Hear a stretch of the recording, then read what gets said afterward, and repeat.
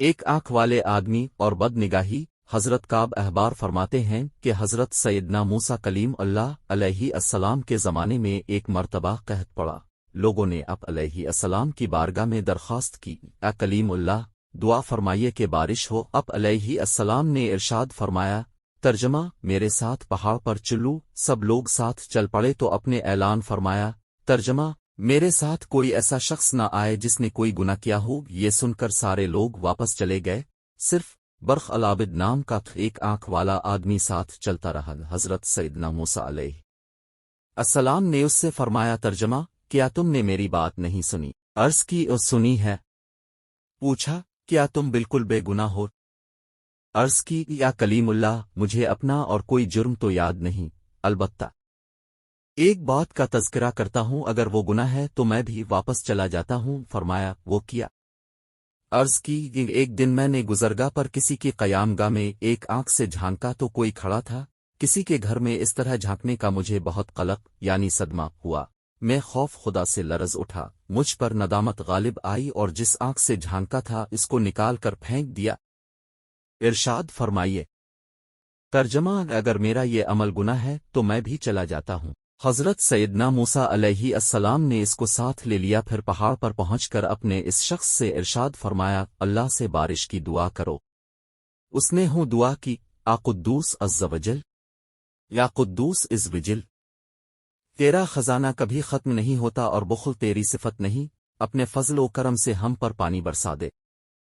فوراً بارش ہو گئی اور حضرت سیدنا موسیٰ علیہ السلام اور وہ شخص بھیگتے ہوئے پہاڑ سے واپس تشریف لائے۔ فہرست کا خانہ، تنبیہ، سبق، عبرت، کامل مومن کی پہچان۔ تنبیہ: بدقسمتی سے جس طرح آدمی بولنے میں بے باک ہے، اسی طرح دیکھنے میں بھی بے باک ہے۔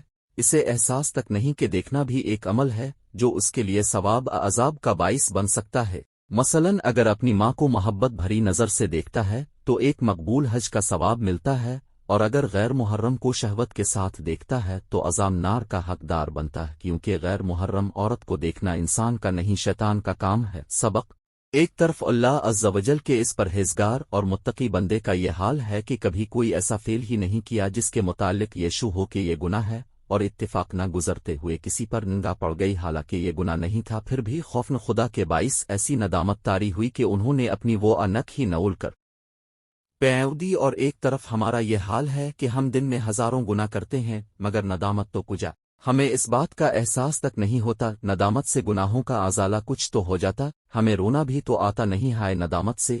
عبرت: انبرت پکڑیے اور بدنگاہی سے فوراً باز اجائی کہ دنیا میں آج مسلمانوں کے زوال کی ایک وجہ بدنگاہی و بے حیائی بھی ہے، کیونکہ یہ عام مشاہدہ ہے کہ بعض لوگ بدنگاہی کے اس قدر عادی ہو چکے ہیں کہ معاذ اللہ جب تک غیر محرم عورتوں کو تکتے نہیں انہیں چین نہیں آتا، اور وہ اپنے اس مذموم مقصد کے حاصل کی خاطر بازاروں، شاپنگ سینٹروں، تفریح گاہوں، الغرض جہاں جہاں بے پردہ عورتوں کا مجمع ہوتا ہے وہاں مارے مارے پھرتے، خوب بدنگایاں کرتے اور اپنی دنیا و خرد کی بربادی کا سامان کرتے ہیں۔ چنانچہ امام محمد غزالی فرماتے ہیں، حضرت سیندانہ عصا سے منقول ہے کہ خود کو بدنگاہی سے بچاؤ، کیونکہ بدنگاہی دل میں شہوت کا بج بیوتی ہے، پھر شہوت بدنگاہی کرنے والے کو فتنہ میں مبتلا کر دیتی ہے۔